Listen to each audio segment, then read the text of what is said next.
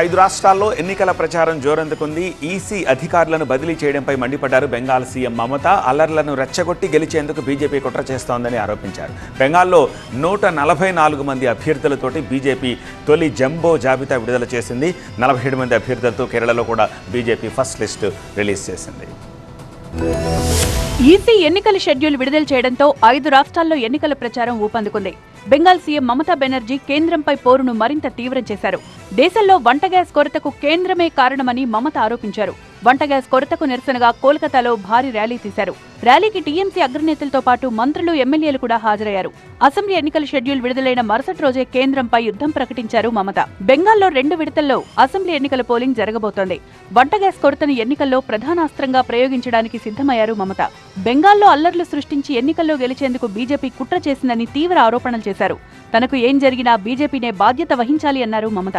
ఎన్ని కుట్రలు చేసినా టీఎంసీ విజయం ఖాయమన్నారు. బెంగాల్లో ఎన్నికల వేళ అధికారుల బదిలీపై తీవ్ర ఆగ్రహం వ్యక్తం చేశారు మమత. নন বেঙ্গলি এফিসিয়েন্ট অফিসারদেরও বাদ দিয়েছেন। আপনারা দেখেছেন বিজেপির কথায় কারা কাজ করবে, তাদের দেখে দেখে চয়েস করছেন। কিন্তু জেনে রাখুন, বিনাশকালে বুদ্ধিনাশ। যে অফিসারকেই পাঠান তারা সবাই আমাদের হয়ে কাজ করবে, মানুষের হয়ে কাজ করবে, বাংলার হয়ে কাজ করবে। బెంగాల్లో 144 మంది అభ్యర్థులతో బీజేపీ తొలి జాబితాను విడుదల చేసింది. మమత ప్రాతినిధ్యం వహిస్తున్న భవానీపూర్ నుంచి విపక్ష నేత సువేందు అధికారి పోటీ చేస్తారు. నందిగ్రామ్ నుంచి కూడా పోటీ చేస్తున్నారు సువేందు అధికారి.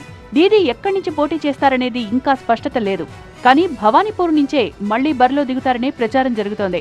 వరుసగా ఇదే నియోజకవర్గంలో మమత 3 సార్లు విజయం సాధించారు. కేరళలో కూడా 47 మంది అభ్యర్థులతో తొలి జాబితా విడుదల చేసింది.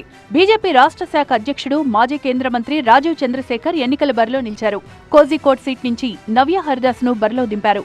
గతంలో వైనాడులో ప్రియాంక గాంధీపై పోటీ చేసి ఓడిపోయారు నవ్య హరిదాస్. అసెంబ్లీ ఎన్నికలు జరుగుతోన్న వేళ అస్సాం, తమిళనాడులో కూడా అధికారులపై ఈసీ బదిలీ వేటు వేసింది.